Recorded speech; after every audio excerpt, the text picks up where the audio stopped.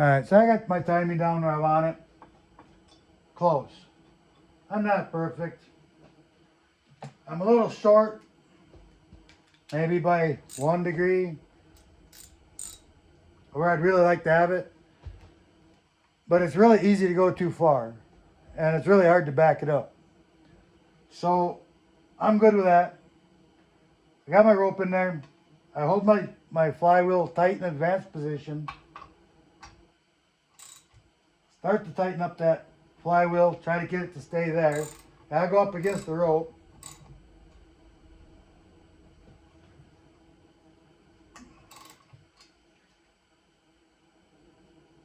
There's a torque spec on this.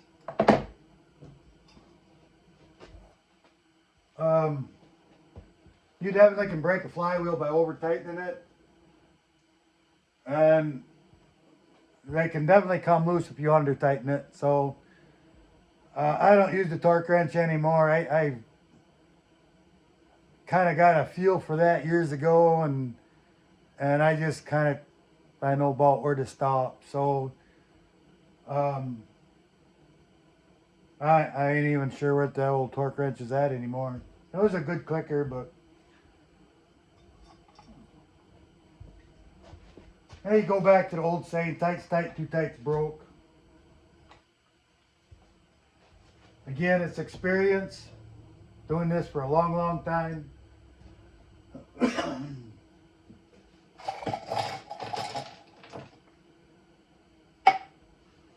Sort out some of my nuts and bolts and screws and parts and pieces, and pretty clear forward assembly from here.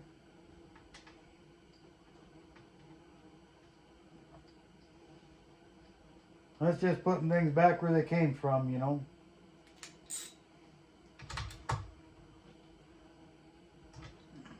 If you can't remember where the screws come from, why, mark them.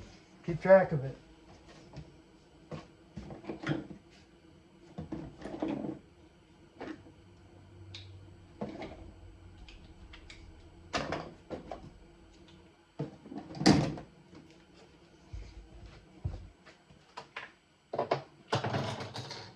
Some more parts out.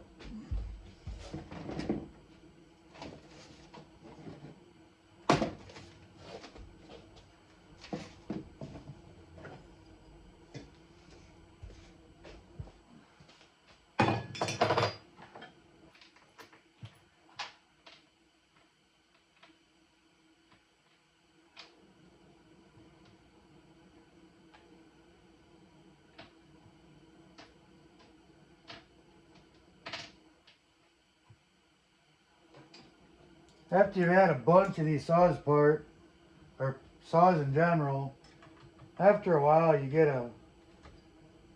just a feel for where everything goes, and I just throw all the nuts and bolts in a can, and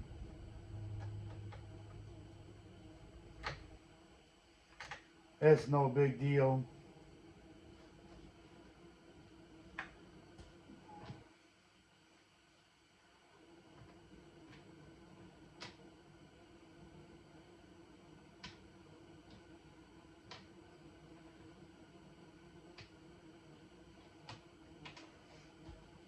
You think about it a little bit, like, it ain't too hard to figure it out.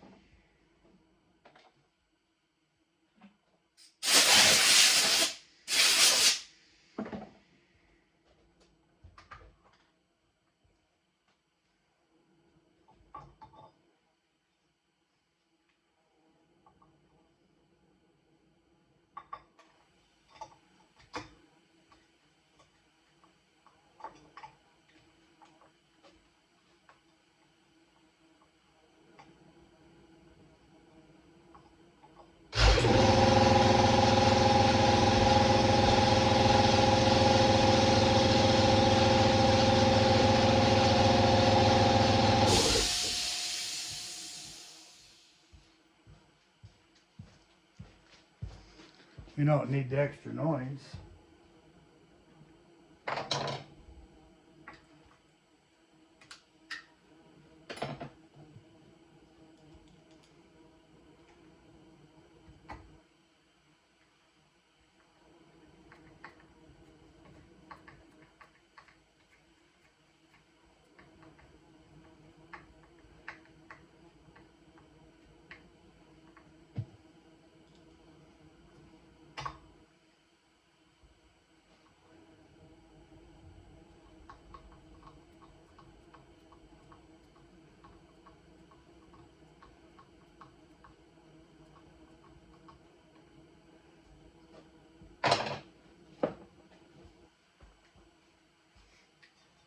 A lot of guys say that this end gap is extremely fussy. That changes the timing if it's gapped further or closer together. It does not change ignition timing, no matter where it's at. It's a magnetic field.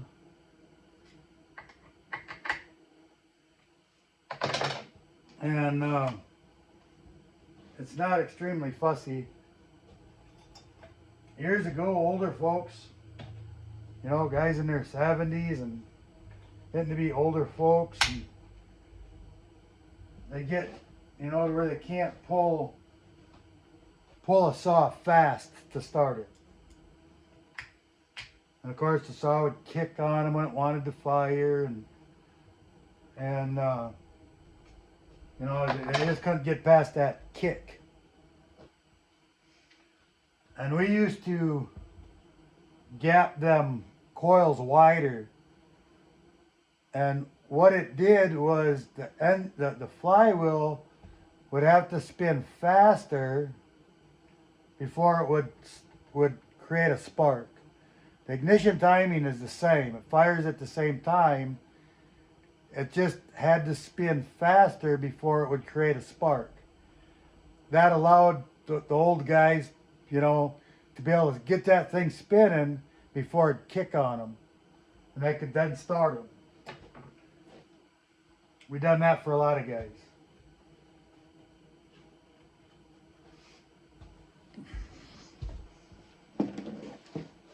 Keeps the old timers going a couple more years, you know.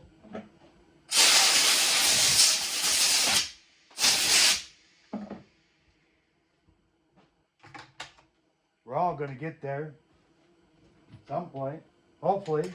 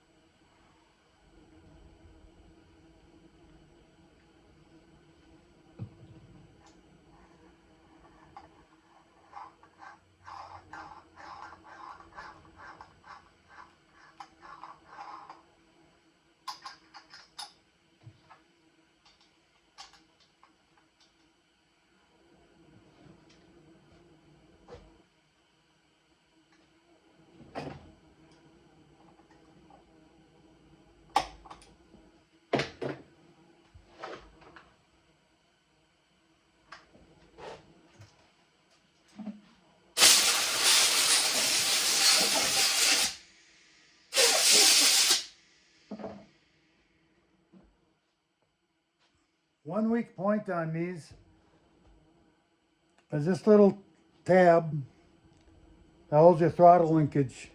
It's easy to break those off. Gotta be careful with that. I've had to replace a couple of them for free. Not hard to break at all. And don't poke a hole in your intake boot with a little screwdriver trying to get it in there.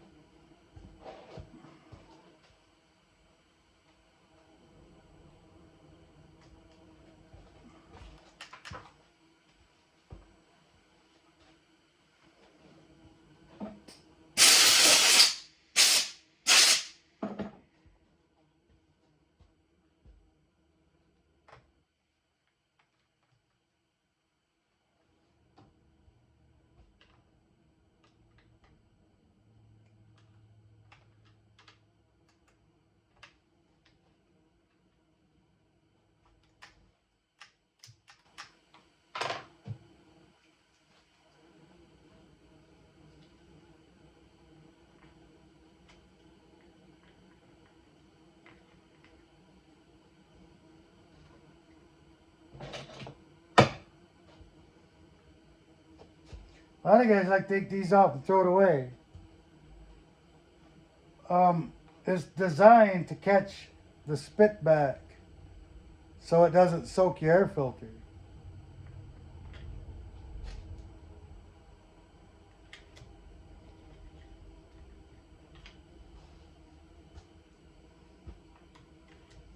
Just allows that to go back in the motor and get burned. That's what it's for. I don't know why you'd want to eliminate that.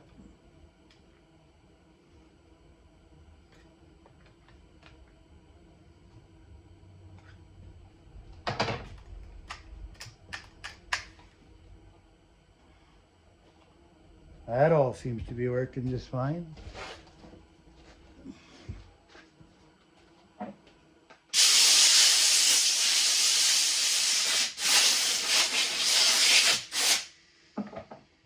Another thing about like this one, 661s, their filter seals on this inside rubber lip. And it fits over there, it's nice and tight, clicks on. And especially like 661s, it's got a big old plate in the back, right? And sawdust gets in behind that filter, but it's not in the filter. That rubber lip is working, it's doing its job, but sawdust can get between the filter here and that backing plate. And the guys grab hold of the filter and they twist it off, it's dirty. And all that sawdust from there falls down in, and they say, look, filter's not doing its job. It's all getting past the filter. You need to blow that out before you take your filter off. Do that a couple of times, pay attention to it, and you'll see that these filters are doing a magnificent job. There's no dirt beyond them. If you're really dead set on buying an aftermarket foam filter and all the headaches of the oil and the sticky and the washing and all of that crap that goes with those, okay, on a dirt bike, ATV, something out in the dust and the sand, yeah, foam filter is going to do a better job. These things ain't in sand, right? It shouldn't be anyway. It's not a concrete saw. It's a chainsaw. You're cutting wood with it. So these filters are way more than a lot of other filters. This is all pleated. If you took this filter apart and you stretch that pleating out, right? What do we got? 6 feet of filter surface? Maybe someday I'll cut one up. With a foam filter, you only have the surface of the filter as surface area. This filter, pleated filter, has by far more surface area than any foam filter will ever have. Just something to think about. Not telling you it's right, not telling you it's wrong. Just something to think about.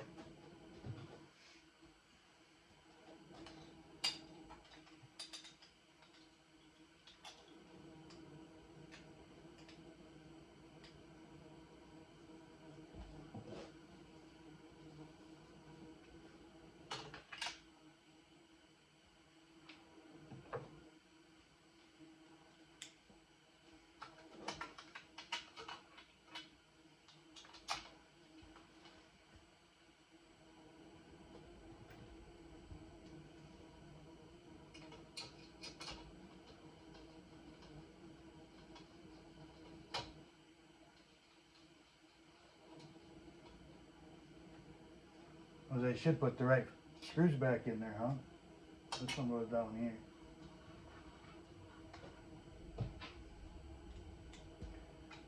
I start these bottom screws down here just to make sure I have that muffler aligned properly. I don't want to fight these screws in after I tighten these screws down.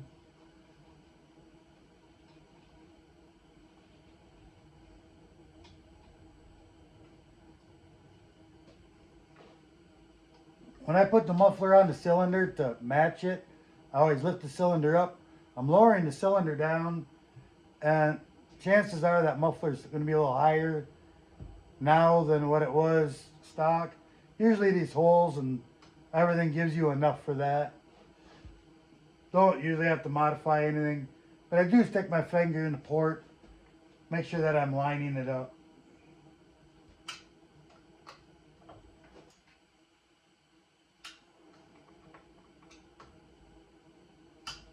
These screws have Loctite on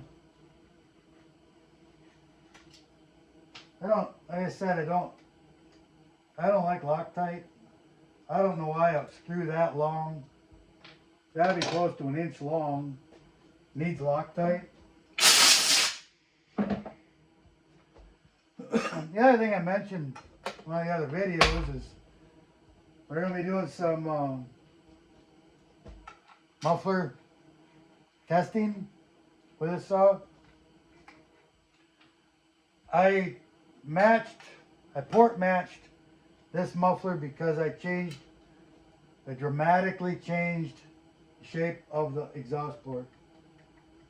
So it's port matched, and I know that's going to change some things a little bit, but let's just assume that everything was port matched anyway.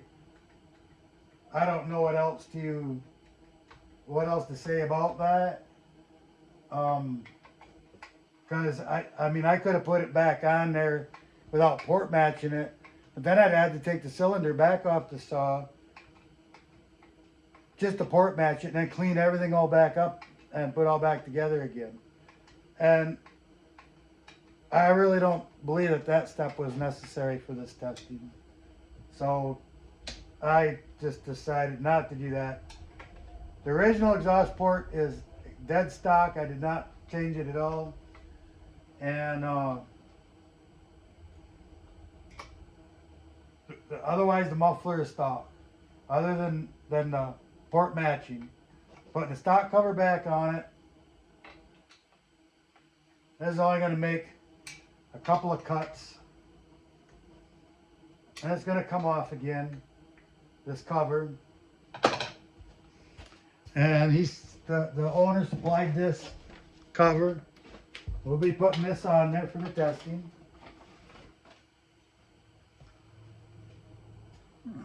It has a screen, double-barreled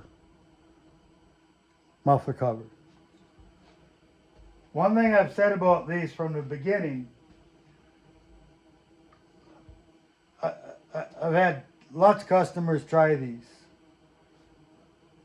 Most of them take them back off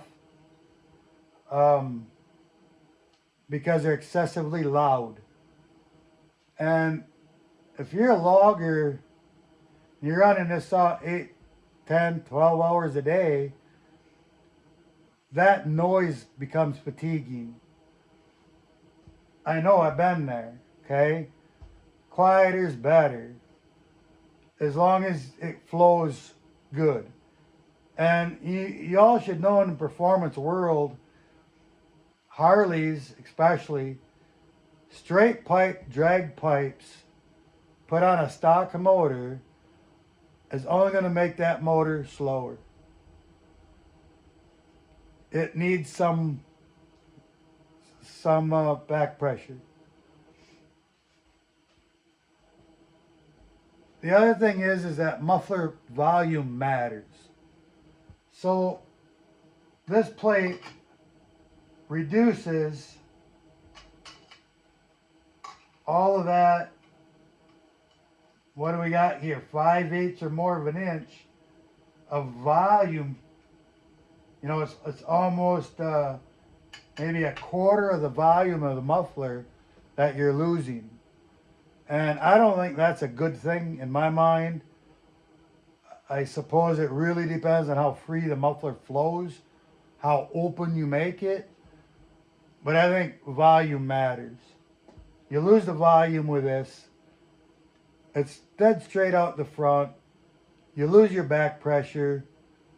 Do you lose enough back pressure that it's going to cause running characteristics? Maybe.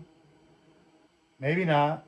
You know, it does have screens that does, you know, reduce the flow. So we'll see. I'm going to put this on it for the second test. We're going to test it like this. We're going to put this on it. We're going to run it, test it again. Come back in. I'm going to put my normal port in it on the top. And I got to talk to the customer a little bit about cutting the plastic. That was one of his concerns. See if he still wants to do that. And then put one of my deflectors up here. Open up the stock port. Put this cover back on it. Run it again. Take this cover back off. Put this cover on it. And run it again. My thoughts before I ever do this. My thoughts is that I'm going to show the best cut times this saw is going to cut the most open this muffler is.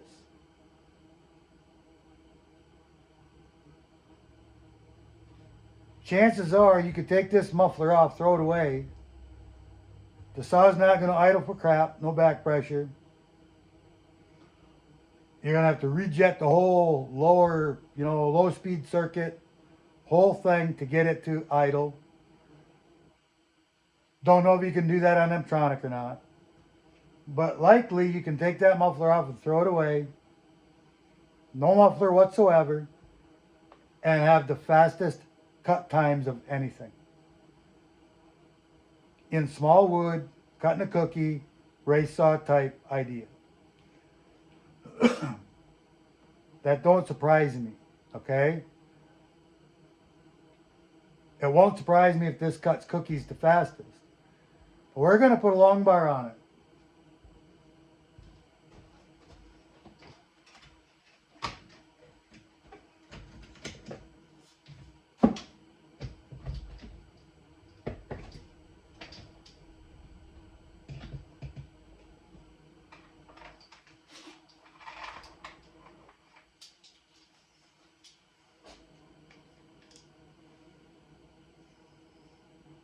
.32" full comp round tooth chain.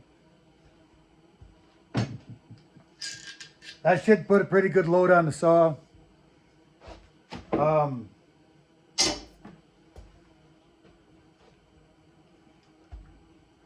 see what my mood is and how much time I have. I might do short bar and long bar on each one of those. That requires me switching bars back and forth and all that kind of stuff.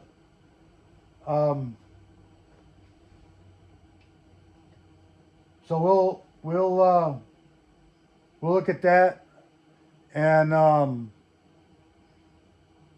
I think that's what I'm going to do as far as testing goes. And I might just do long bar. I'm trying to show torque, but I also want to show the speed. If I do short bar on my oak log out there, that's probably 14 inches or so, 15 inches. The chunk of wood that I have out there is probably close to 30 inches, something like that. The big piece of wood I have is much softer than the hardwood. It'd be nice if it was the same type of wood, but I can't produce that. So all the long bars will be in the same wood. All the short bars will be in the same wood. And you should be able to see the differences in timed cuts on, and I'm going to let you guys time them because I really don't care. But timed cuts on them, and all I can do is try to tell you how I can feel torque difference. I can't show torque very well. I can show timed cuts, how fast it is. And this is going to be unbiased because it doesn't matter to me. I don't put these covers on the saws that I do. I know some porters on there, they automatically put one on every saw they do. And that's fine. That's their gig. They can do what they want. I don't do it because most of my customers don't like the noise, the loud, ear piercing, gives you a headache in a couple hours. They don't want it. They try it. They think it sounds cool until they go out and use it. And then they just completely change their mind. So, not everybody, but most. Again, if you're racing saws, if you're going to a get-together and you take your work saw with and you want it to cut a little faster, chances are you could put that muffler cover on there. Who cares who else's ears you're hurting, right? You're there to race. Everybody's saws are loud. Or just take the front cover right off, guys. I mean, I've got a saw sitting over here. The very first get-together I ever went to, they're all up in arms about all kinds of stuff. They didn't know me from Adam. I sat around for an hour and just watched everybody. talked to a couple guys, whatever, just kind of watched what was going on. And I got my old 64 660 hybrid saw that goes to work every day. I brought that out, and all I had was a 20-inch bar on it. I didn't know what to expect going to this thing, and so I'm watching these guys with these so-called ported saws that just kind of threw me in a loop. They paid good money to have done, and I'm watching them cut this piece of wood. It's a pretty good sized chunk of wood, but geez, it was taking them like well over a minute to make a cut. And these are supposedly ported saws. 3120, 2095, Johnsrud, 394s, 395s. And no steels there. All those saws are bigger than mine, supposedly ported, supposed to be these great saws. They're all bragging them up. Started asking around about a longer bar, if anybody had a longer steel bar. And one of the guys had a 28-inch bar with a pretty well worn out chain. But it was sharp, right? And I put it on there and I walked over to that block of wood and I kind of looked at it, so I got to start practically upside down over the top of the log, pull it back around, come down to do the cut. And I ain't kidding you guys. I made that cut in about 30 seconds or less. And everybody there just mouths hit the ground, asked me if I could do that again. I did it again. They videotaped it. It all got posted on the internet many, many years ago. And I got swarmed. Who built that saw? Who ported that saw? Who did that saw? And, well, I did, you know, a long, long time ago. So, of course, that was a base cut, squish cut. The carburetor work that I do is done to it. My style, the muffler mod was done to it. And they were blowing out of the water. And the guy there had a tune pipe, I think it was for a Dolmar.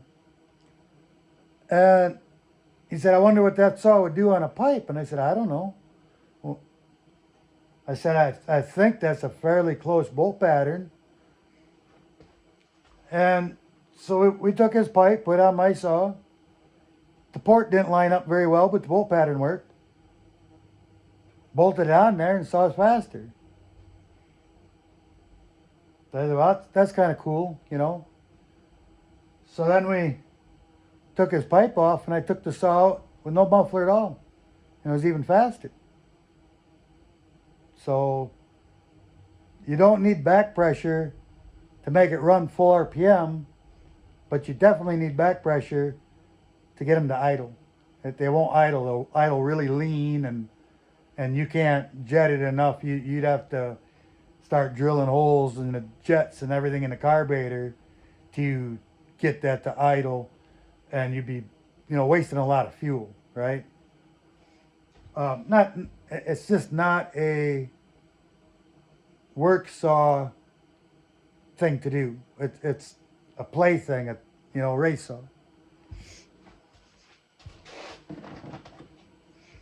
I still got that old saw. It's just sitting over there. It doesn't get used anymore. But I like it. It's a great old saw. I built it up parts and pieces and whatever I had laying around, and that's why it's kind of a hybrid mixed up mess. And that sparked a lot of interest in that because I, said, well, it's a 064 crankcase and ignition and everything was 064. Old stuff, no timing advance in it, no nothing, and but that cylinder, it was odd when I started with it. It had really low port timing numbers in it, and it didn't make a lot of sense to me, because I'd done quite a few 66s then, and 64s and 66s, and it kind of had more closer to 064 numbers in it, port numbers. That got me thinking.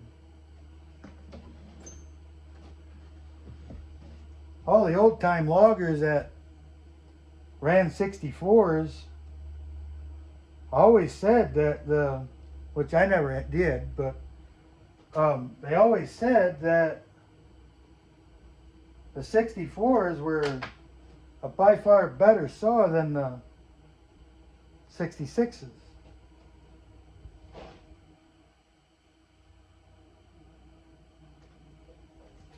And now it's going to be fast.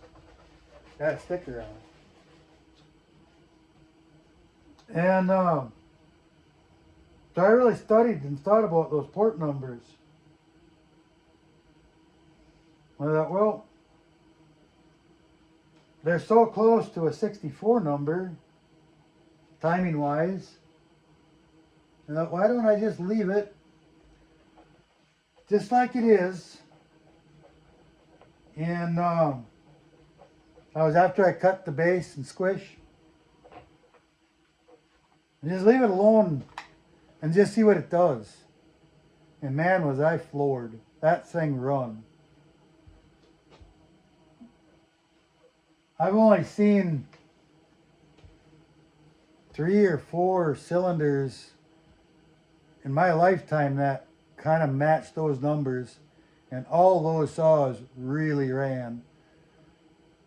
So I started to try to shoot for those numbers all the time, and I learned on the way that intake port's just way too big. Put a bunch of epoxy in the roof. I keep the intake port at about 165 or lower, or less, I should say, not lower. So if I got to raise the floor a little bit to get to that, more than 165, and it really starts to burn fuel really bad. If I was racing it, I would go much lower, but for work saw, 165 is about as far as you want to go, or it really starts to eat fuel. And but a lot lower exhaust and transfer duration than the 660s had stock. So there's a lot to learn from old saws. I studied the old McCullochs. You know, I had a few of them around, tore them apart, looked at them. Some of the Pro Series saws, 700s and whatever. Kind of studied that porting and whatever, because them were good performing saws. And some of the saws that were out there that just shined above everything else. 5000 Partner, that was one. That was a saw that was, you know, before its time in how it ran. John's, you'd had the 590, same saw. Husqvarna turned it into a, kind of changed everything and kind of messed it all up, but 55 Husky, 51 Huskies kind of derived off that same cylinder design and stuff. And a 500 Partner was a identical looking saw, but it was finger ported, not closed loop ported.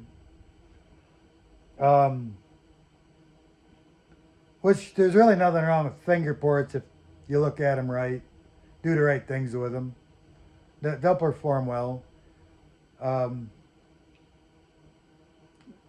It's not as free of flowing air as a loop port can produce.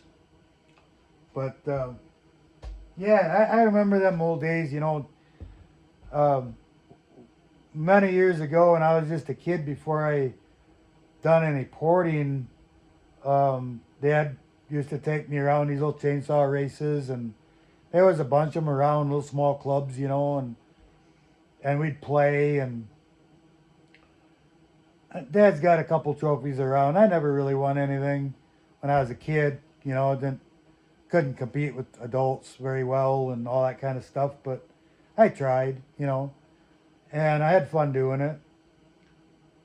But you know, we would talk to guys a little bit about what to do, and you know, well, you can delete the base gasket. You can open up the muffler. About all we got. Put a bigger carburetor on it. Blah blah blah. You know. And at the time we were selling Pioneer, so some of those things happened. We could put a 655, 650, 65 P65 muffler on a P41, and it would be a bigger muffler, be a bigger hole in the muffler for the exhaust, and nobody really would question that. Had to look stock appearing type stuff, and Boyson reeds, because it was a reed valve motor, bigger carburetor. Put a P65 carburetor on a P41, things like that. Delete that base gasket. And that's really all we had. And then Logger buddies running 2100 Huskies, and we were always repairing the saws, and it was before we were a Husky dealer, but we were still working on them. And at that time, you could get a Bailey's hot saw kit for quite a few different saws, but he bought them for the 2100, and it was simply a ported cylinder with a new piston. Well, you buy it right from Bailey's. And Husqvarna put an end to that years and years ago. But that was a big thing in his mind, was that Bailey's hot saw kit was just so great. So I looked at it, I timed it as I knew how to time with a timing degree wheel, and timed it out. Timed some other engines. I was already looking at motors, you know, thinking about, you know, really truly how does this work? And if I change this or that, what's it going to do? So I compared it to a stock cylinder, you know. Got a couple ideas off of that. And then I started porting with just an old used cylinder that I had several of from junk trade-in saws, but I had some cylinders that were, you know, good enough to test, right? Play around with. And I started learning. You know, that was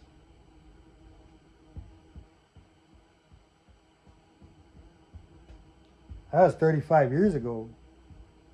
I learned a lot since then, you know.